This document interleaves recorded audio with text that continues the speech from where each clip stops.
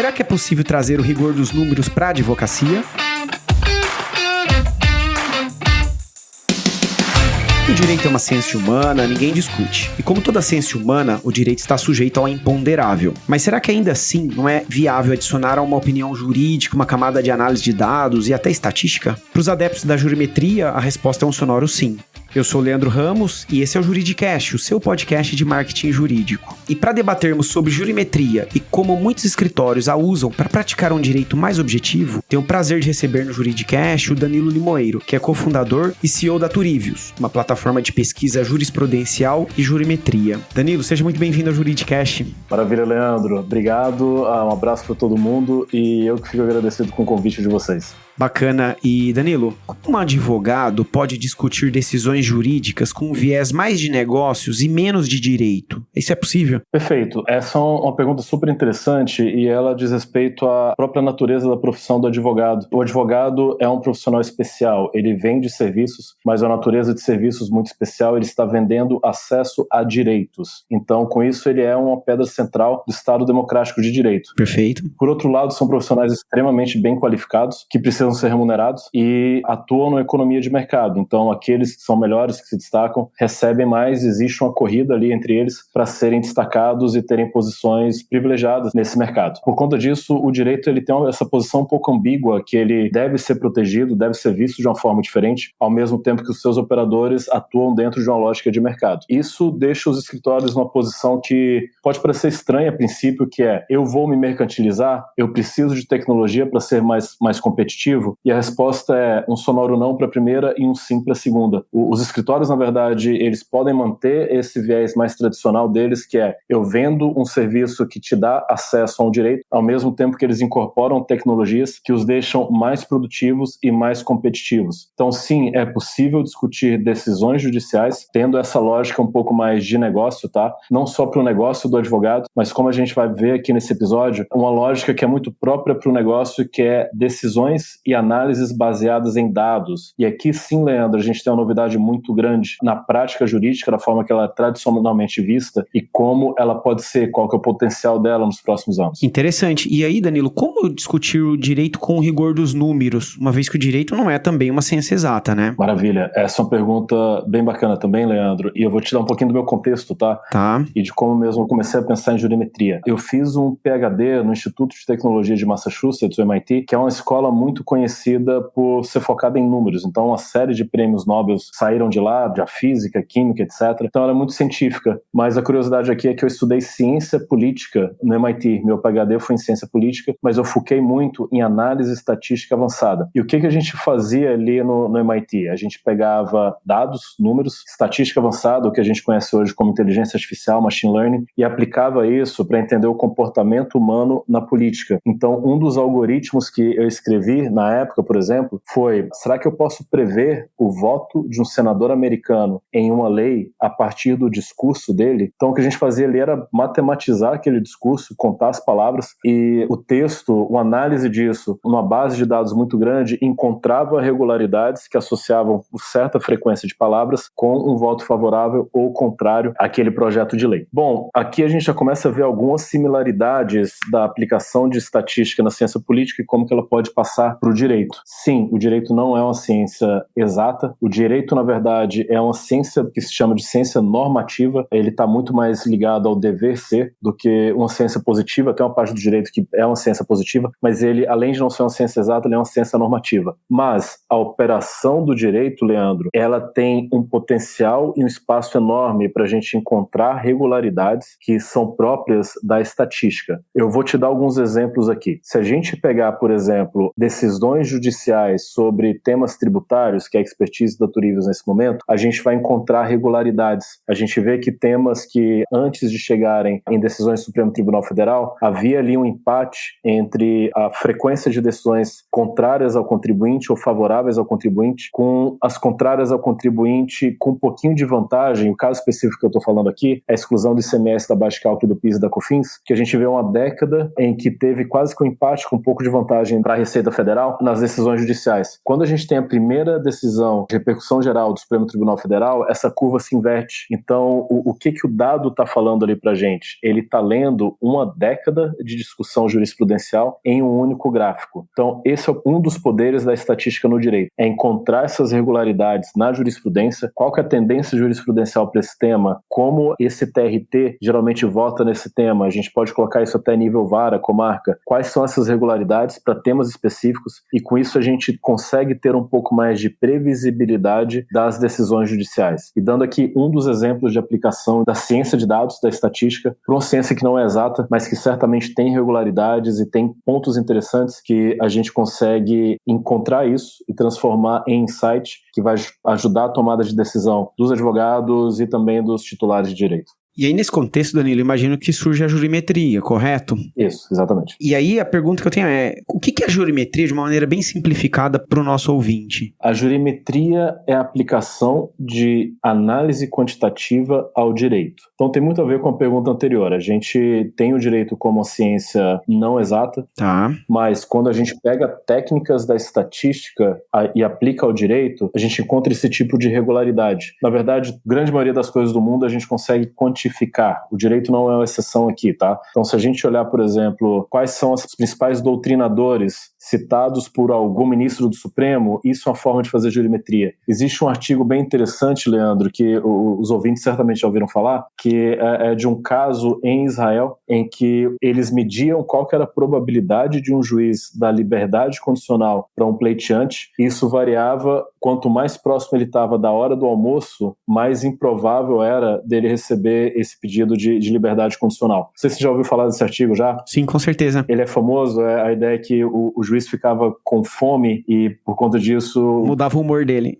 Mudava o humor dele. Mas isso não é verdade. O que as pessoas não viram é que tem um outro artigo de follow-up que ele falava o seguinte: quem tinha acesso a um advogado privado vinha primeiro na fila. Quem era da Defensoria Pública ou não tinha acesso, vinha por último na fila. Então o efeito aí, a diferença aí não está do juiz estar com fome ou não, está na ordem da fila, que está enviesada porque quem tem os melhores advogados vinha primeiro na fila. Essa discussão super interessante e é uma forma da gente ver jurimetria. Aqui a gente usou análise estatística, tá? É uma análise estatística bem interessante no paper. Primeiro tem aquela ideia de embargos auriculares devem ser feitos quando o juiz está confortável, não está com fome. Essa é a primeira leitura. O outro não, a importância que tem de advocacia privada na defesa de direitos, tá? Todas essas conclusões e todos esses debates são feitos a partir da aplicação de técnicas quantitativas ao direito. Isso leva a insights super interessantes. Tem outros papers bacanas mostrando como ministros do Supremo não fogem do dissenso. Se o seu voto for o último de um tipo de debate que seu voto mudaria, eles procuram um consenso. Então, isso são aplicações que a gente tem da jurimetria ao direito. Tem essas um pouco mais acadêmicas que a gente viu aqui, mas tem várias aplicações comerciais poderosas que a gente pode pensar também. E aí, Danilo, você está falando muito de análise estatística, né? Um advogado precisa estudar estatística, entender em profundidade desse assunto para implementar a jurimetria no seu dia a dia? Ele não precisa estudar estatística, mas ele precisa ter uma certa noção de, por exemplo, leitura de gráficos.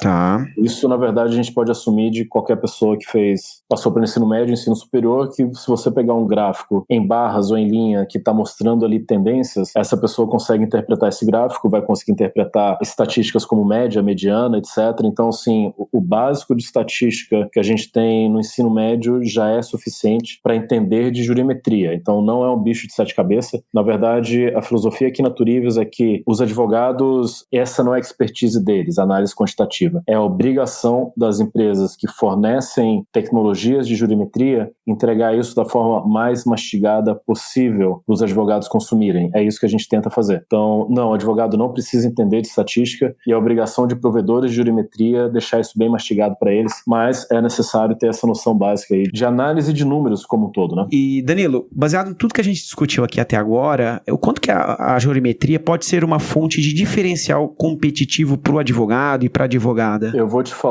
explicar essa resposta aqui falando de um case de sucesso que a gente tem de um cliente nosso, tá? Ok. Esse cliente atua na advocacia trabalhista e ele prospecta clientes que são empresas, ele é de uma cidade de médio porte, ele olha para clientes que são empresas da área industrial e ele oferece serviços de prevenção ao litígio trabalhista, tá? Então ele olha para a empresa, ele fala, olha, você está tendo problemas aqui de EPI, de hora extra, etc, etc, e ele presta esse serviço serviço de prevenção numa advocacia que mistura foco em consultivo, mas também trabalhando no contencioso. Tá. Como ele usa a jurimetria? Como ele usa a jurimetria da Turivius? Na Turivius você pode pegar o CNPJ de uma empresa, coloca lá o CNPJ e a gente vai gerar um diagnóstico do contencioso trabalhista daquela empresa. Então a gente vai mostrar ali qual que é o valor médio da causa, quantidade de processos que ele tem ativo. É uma coisa super interessante, quais são os temas mais pedidos nos processos e como isso tem variado ao longo do tempo. Gera um relatório super fácil de se entender, que o que esse advogado fazia? Ele estava prospectando empresas, então estava competindo com outros escritórios para ganhar essa carteira de clientes,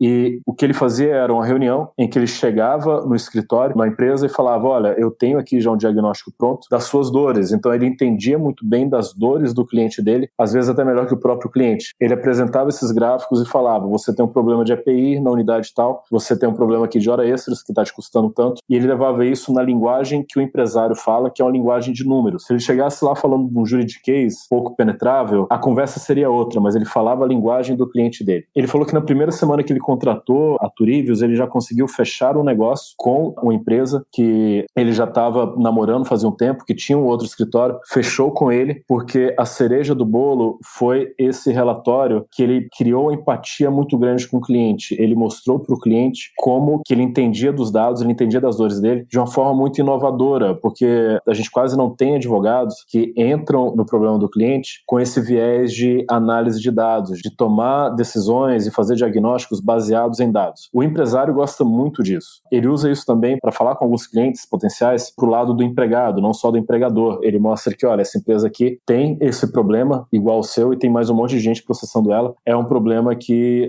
você não vai ser um ponto fora da curva aqui. Então, o que é o ponto aqui? Esse advogado, ele se destacou, ele está ganhando o mercado, ele está ganhando da concorrência dele, porque ele está falando em uma linguagem que é a linguagem que o cliente dele quer ouvir. Esse é um dos grandes diferenciais da jurimetria. É você ganhar mais casos de cliente, mas também tem outros diferenciais, a gente pode aprofundar aí, que é como você melhora a sua argumentação em um determinado processo a partir da jurimetria. Então tem essas dois passos aqui. Ganhar mais casos e ganhar mais causas usando a jurimetria, tá? Ou seja, é uma mudança grande de paradigma, né, na advocacia. Sim. E Danilo, quando a gente vai aprofundando sobre a questão da jurimetria, a gente observa que tem vários tipos de jurimetria, correto? Tem como você explicar para o nosso ouvinte quais são esses tipos? A gente tem aqui uma tipologia da jurimetria que ela vai de uma coisa um pouco mais macro para algo muito específico e avançado. Tem o que a gente chama de macro-jurimetria, que são análises estatísticas de como as cortes se comportam, qual que é o volume de processo, qual que é o tipo de processo penal que mais condena pessoas. Um estudo interessante é, por exemplo, você tem ali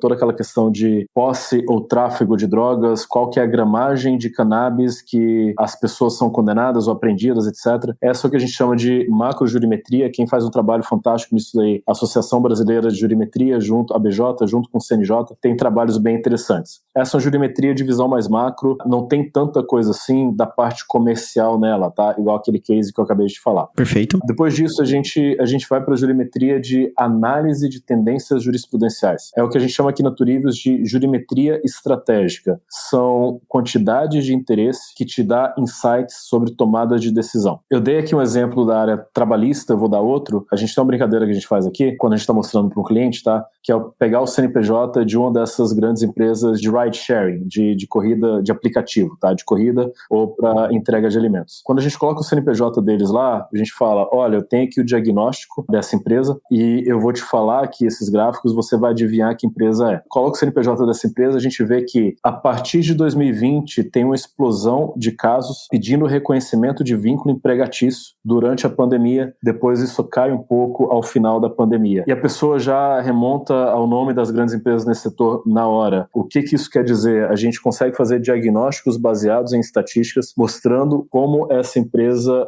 está perdendo dinheiro e aumentando o risco a partir dessas estatísticas que a gente provê, tá? Isso é o que a gente chama de jurimetria estratégica. Tem projetos que mostram, por exemplo, quais são os principais pedidos na área trabalhista que uma empresa recebe, ou qual que é a probabilidade de êxito de uma ação tributária, tá? A gente consegue comparar, por exemplo, exemplo, no processo tributário, você pode fazer uma defesa tanto na esfera administrativa quanto na judicial. Os advogados têm que tomar uma decisão se eles vão primeiro na judicial, se eles exaurem a parte administrativa, e a gente consegue mostrar qual que é a probabilidade de êxito se você tomar essas decisões. Então, esse tipo de jurimetria ajuda a tomada de decisões e ajuda o advogado a falar a linguagem do cliente. Tem mais 2 outros tipos, eu vou resumir aqui rapidamente. Por último, é a chamada análise preditiva, tá? Essa é uma coisa um pouco mais avançada. Aqui na Turivos a gente não gosta de falar que a gente faz análise preditiva, que eu acho um pouco puxado para o estágio da tecnologia de agora. Mas a ideia aqui era o seguinte: você colocava ali o que é um processo, preenchesse um formulário e fala, esse processo aqui é do fulano de tal contra o fulano de tal, um empregado contra a empresa no setor X, ele está pedindo tal e tal coisa, conjunto probatório esse e aquele, ou aperta um botão e a jurimetria vai te falar que, olha, a probabilidade de êxito nesse caso é de 90%.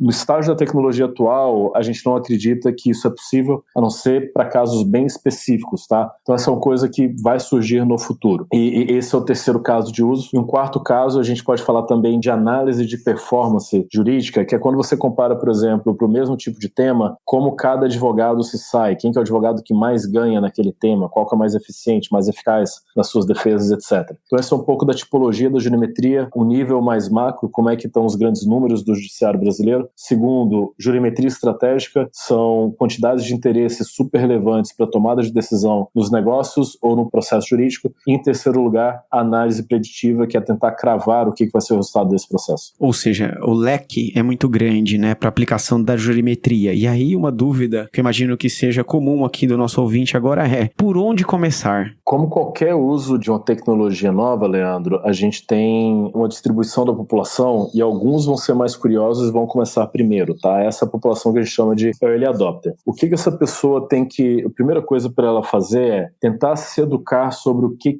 é e o que não é essa tecnologia. Então aqui no nosso episódio a gente está dando essa explicação do que ela é, que estágio que ela está. A gente consegue fazer muita coisa em jurimetria estratégica. O nosso foco aqui na Turivos é o que a gente vê as aplicações mais interessantes no mercado, mas a gente não consegue fazer ainda predição de processo, de resultado de processo. Então o primeiro passo é se educar do que é a jurimetria e sempre começar com o porquê, né? Por que você deveria usar jurimetria? A gente tem alguns materiais aqui que, se você quiser, a gente passa para o seu pessoal, o nosso guia definitivo da jurimetria da Turivos, que tem lá por que usar, o que é, etc., todo histórico, uma coisa que surgiu com um cara chamado Lee Lovinger nos Estados Unidos. Então, se educar sobre o tema é o primeiro passo, tá? O segundo passo é tentar ver no seu negócio, no seu escritório, no seu departamento jurídico, onde a jurimetria pode te ajudar. Uma coisa interessante que a gente fala é: a estatística, ela depende muito da pergunta que você vai fazer para os dados. Então, o dado, a maior limitação da estatística é que pergunta você quer fazer. Então, quais são as perguntas que você gostaria de ter respondida no seu escritório, no seu departamento jurídico? Quais são suas dores que você vê que as tecnologias ou seus processos atuais não estão te ajudando? É ter alguma clareza do que você precisa, tá? Feito isso, o terceiro ponto é ver o que tem no mercado. É olhar as tecnologias que estão disponíveis, quais são as empresas que oferecem o quê, ter isso muito claro com essas empresas. É um mercado que agora está no momento de Big Bang. A gente tem vários players nesse mercado, todos atacando esse problema da jurimetria de ângulos diferentes. Então é ter clareza o que está sendo ofertado por cada um e decidir aquele que tem o melhor match para você pelo menos começar a testar, tá? E o último ponto é adoção interna no seu time. Então, como é uma tecnologia nova, você vai ser quase o vendedor da jurimetria no seu time, no seu escritório. Nem todo mundo vai pegar a importância dela de início. Então é importante você também fazer esse trabalho educacional de adoção dentro do seu escritório para falar: olha, isso aqui é relevante, isso aqui pode responder as seguintes perguntas que a gente tem, o impacto disso nos nossos resultados pode ser esse. Vamos testar? Preciso da colaboração de todo mundo aqui. E as boas empresas de jurimetria vão pegar na sua mão e vão te ajudar a fazer essa adoção dentro do seu escritório, porque esse é o momento de mercado agora, o momento de educação dos usuários, tá? Feito isso, então você tentou conhecer a tecnologia, primeiro passo. Segundo, entender quais os problemas e as perguntas que você quer fazer para a jurimetria, como que dados pode te ajudar na sua prática. Terceiro, entender qual que é as possibilidades que estão no mercado, quais são os serviços de jurimetria. E quarto, fazer um processo de adoção com o seu time. Você precisa de um pouco de paciência aí, nem todo mundo vai adotar de cara. Tem uma curva de aprendizado dos times para adoção de jurimetria, mas com certeza isso é algo que vai acontecer e vai acelerar nos próximos anos. E Danilo, no contexto da tecnologia, como escolher um software de jurimetria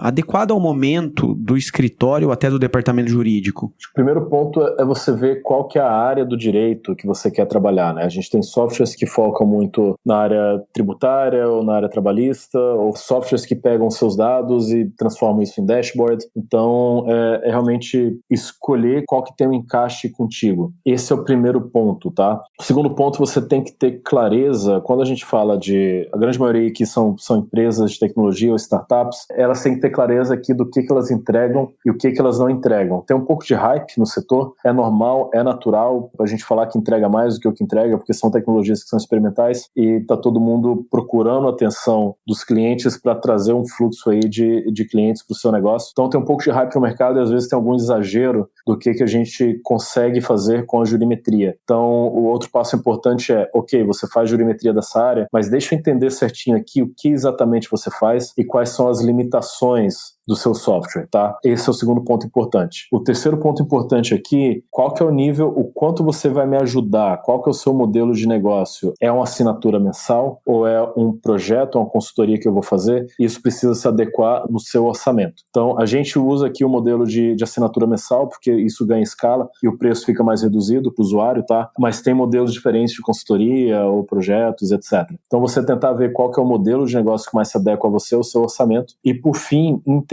como que esse provedor vai te ajudar na jornada de adoção. Ele tem material educacional, ele tem um time de atendimento e de suporte que vai tirar suas dúvidas. Então, é para indo além do que a simples contratação e provimento de serviços, mas também te ajudando a adotar essa novidade, que vai ser uma novidade para o cliente, tá? Então, é escolher esses parâmetros aí que eu te falei. E Danilo, você mencionou aqui, né, o uso da jurimetria no tributário, por exemplo, ou até no trabalhista, e a pergunta que eu tenho é, existem áreas do direito que são mais fáceis de se utilizar a jurimetria? Existem. São as áreas que, a forma que a gente vê, são as áreas em que polo passivo e polo ativo são muito estáveis. Então, esse é o caso do direito tributário, por exemplo, polo ativo e polo passivo. Necessariamente vai ser um dos dois, ou o contribuinte, ou o fisco. A mesma coisa para o direito trabalhista, que vai ser o empregador ou o empregado, tá? Quando você tem essa estabilidade nos polos do processo, você consegue entender melhor os resultados do processo, porque ele vira quase binário,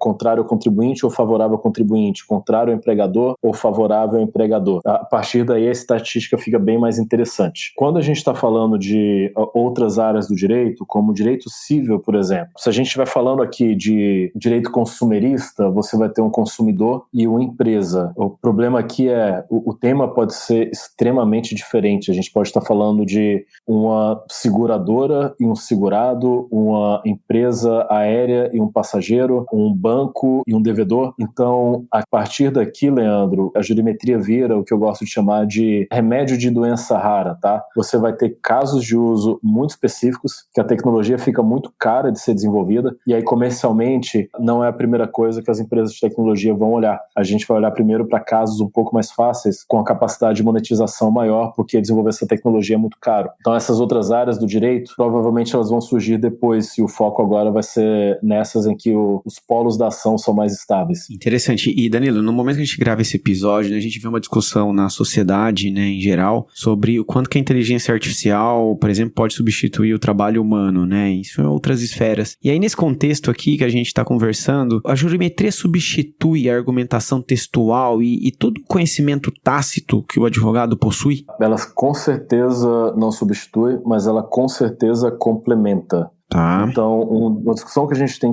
visto bastante, Leandro, é a do Visual Law. E isso daí é uma resposta à área do direito, a um pedido, quase que um pedido da sociedade para que o direito se comunique de forma mais acessível. Então, o Visual Law é uma forma do direito se comunicar em que ele vai usar uma linguagem que as pessoas compreendam melhor para além do juridiquês, tá? Isso é uma mudança importante no direito que a jurimetria ajuda. Então, assim, a gente não está pedindo para o advogado ou advogada deixar de argumentar com texto, na forma textual verbal. Os advogados são conhecidos por isso, é um dos centros, um dos pilares de ser um bom profissional da área, se expressar verbalmente muito bem, seja pela oratória, seja pela escrita, é assim que são os melhores advogados. O complemento aqui, ele se dá de duas formas. Primeiro, existe toda uma camada de análise que o advogado consegue fazer quando ele passa a usar dados, tudo isso que a gente discutiu aqui, ele vai ver tendências jurisprudenciais, ele vai fazer diagnósticos de problema dos clientes de forma mais exata, com maior acurácia, toda essa camada de análise, ele consegue atingir isso também e ele complementa isso, o raciocínio dele, seja argumentação em uma peça, seja uma defesa, seja o que for, ele vai comentar isso com as análises quantitativas. Para além disso, a gente tem aquela frase famosa que é: uma imagem vale mais que 1000 palavras. Bom, o advogado do futuro, ele vai ter as 1000 palavras, ele vai ter a imagem que vale mais que 1000 palavras. Então essa é a missão dele, é fazer as duas coisas. Aqui no caso a gente pode tirar a imagem e falar de um gráfico. Um gráfico vale mais que 1000 palavras. O advogado vai precisar das duas coisas aí, porque no mundo que está cada vez mais data-driven, o direito vai acompanhar essa tendência e a forma que os dados entram em um setor não é substituindo, e sim complementando e construindo em cima da parte mais tradicional daquele setor. Então o que vai acontecer com o direito é linguagem verbal vai ser completamente preservada, esse é o core da profissão, mas a gente vai ver cada vez mais camadas de análise da situação ou para gerar um argumento que são feitas com estatísticas, com análise de dados, e a comunicação de tudo isso vai ser feita de forma verbal e também usando essas ferramentas estatísticas como gráficos e etc. para complementar essas análises, tá? Falei um pouquinho da parte de como a inteligência artificial muda o direito, tem toda a discussão aqui de seu advogado, o quanto do advogado vai ser substituído tecnologias como ChatGPT e coisas do tipo. A gente pode entrar nessa discussão também, e aí eu deixo para você como você quer levar essa discussão aí, Leandro. Perfeito. E a propósito, né, você mencionou aqui a questão do Visual Law, qual que é a conexão da jurimetria com o Visual Law? A jurimetria pode ser vista como uma das ferramentas do Visual Law. Tá. Então, no Visual Law, a ideia é que você, além da linguagem verbal, você se comunique de forma mais intuitiva e acessível. Então, por exemplo, você pode usar um fluxograma para explicar como que um contrato funciona. Então, esse contrato funciona aqui, essa cláusula significa que se o que for verificado no comportamento de uma das partes acontecer, é para aqui que o contrato vai, etc. Então, é uma forma de deixar um pouco mais inteligível e acessível a linguagem jurídica. A jurimetria é uma dessas ferramentas. Então, eu falei aqui de um fluxograma para entender um contrato. A gente pode falar aqui de análises estatísticas, mostrando, por exemplo, como cada câmara do CARF julga ações do mesmo tema e mostrar, eventualmente, alguma inconsistência ou disparidade muito grande entre câmaras julgadoras do CARF. A gente fazendo isso, a gente pode subsidiar melhor o recurso à Câmara Superior de Recursos Fiscais. A gente pode fazer isso por meio de uma argumentação de 10, 15 páginas, ou a gente pode colocar um gráfico falando aqui, mostrando como é que foi o resultado do julgamento em câmaras diferentes e apontando aquela câmara que está destoante das outras. Isso é Visual Law. Com isso você resumiu o que você argumentou ali em várias páginas numa única figura e elas se complementam, tá? Você não vai julgar só pela figura, você tem que ler o texto, mas na hora que você bate o olho no gráfico, você vê que aquele texto ali tem razão, isso aqui tá parecendo estranho. E Danilo, ampliando a discussão aqui, né, a gente acabou de mencionar ali discussões agora, por exemplo, do ChatGPT, o quanto que tecnologias, né, disruptivas como inteligência artificial, você acredita que pode substituir o trabalho do advogado? Perfeito. A gente aí tem que falar da forma de o que o dado e a evidência mostra pra gente, tá? E tem 2 estudos interessantes que tentaram mensurar qual que é o potencial de automação da atividade jurídica. Um deles foi feito pela consultoria McKinsey, e o que a McKinsey fez foi olhar exatamente quais são as atividades de um advogado, e lá eles chamam de paralegal. Ele olha essas atividades e ela vê, dada a tecnologia de quando o estudo foi... um estudo relativamente recente, dada a tecnologia naquela época, quais dessas atividades são automatizáveis, quais são substituídas por máquinas, por software. O que a McKinsey olhou, concluiu foi apenas 23% das atividades do advogado é substituível por software. Eu coloquei apenas aqui por conta própria, tá? Porque numa outra visão, esses 23%, para quase um quarto, é muita coisa. Não é substituição completa, mas perder um quarto aí das atividades pode ser ruim. Um outro estudo depois que veio, um professor de Georgetown e outro do MIT, olharam com um pouco mais de profundidade esse estudo da McKinsey e eles colocaram essas atividades dando um peso de qual é o tempo que o advogado gasta em cada atividade. E eles viram que o advogado gasta pouco tempo nas atividades mais automatizáveis e mais tempo nas que não são automatizáveis. Então esse dado aqui de 23% de potencial de automação, ele caiu para 10%, que não é muita coisa. O que é um ponto de atenção aqui, tá, Leandro, nesses dados? Eles estavam olhando para o mercado americano, que já usa muita tecnologia. Quando a gente olha para o mercado brasileiro, a gente vê que o advogado ainda faz muita atividade repetitiva e de baixo valor intelectual. São as atividades que são muito automatizáveis, tá? Então, esses dados aqui podem ser um pouco maior para o advogado brasileiro, especialmente dependendo do nicho desse advogado. Então, esses são os dados com a tecnologia atual. O que a inteligência artificial muda aí? Ela pode mudar bastante. Quais são as atividades automatizáveis? Esse estudo da McKinsey, salvo engano, ele é ali de 2017, 2018.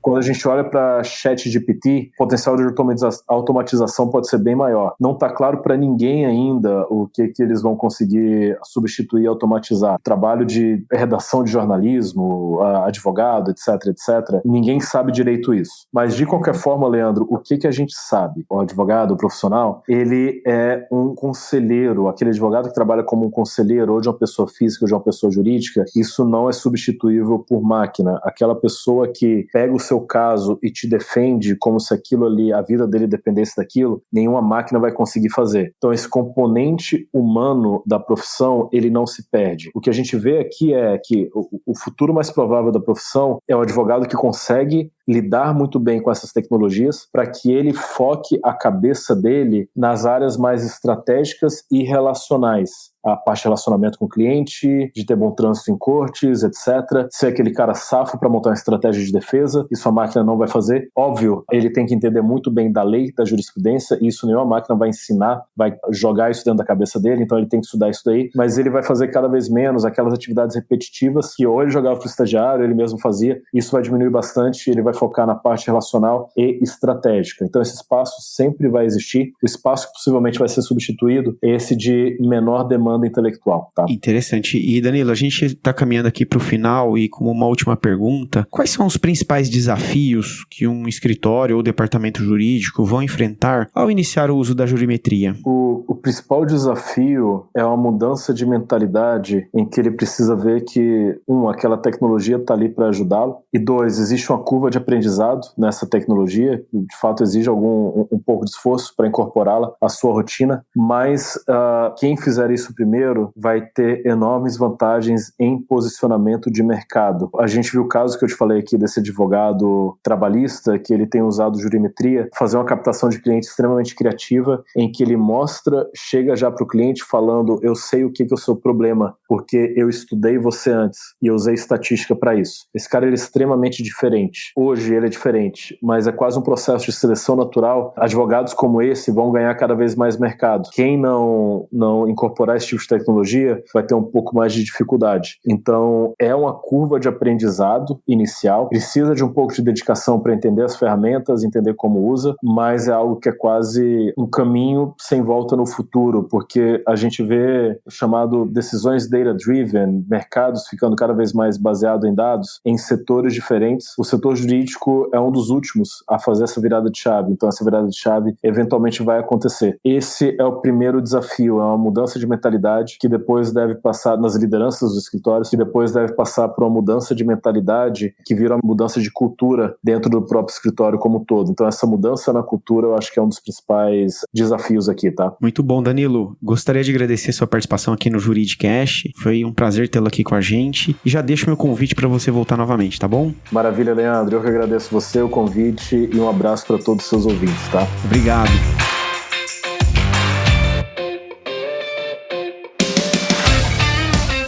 Gostou desse podcast? Então compartilhe o episódio nas redes sociais e acompanhe o Juridicast, produzido pela agência Javali, especialista em marketing jurídico. Um grande abraço e até a próxima quarta-feira, às 7 da manhã.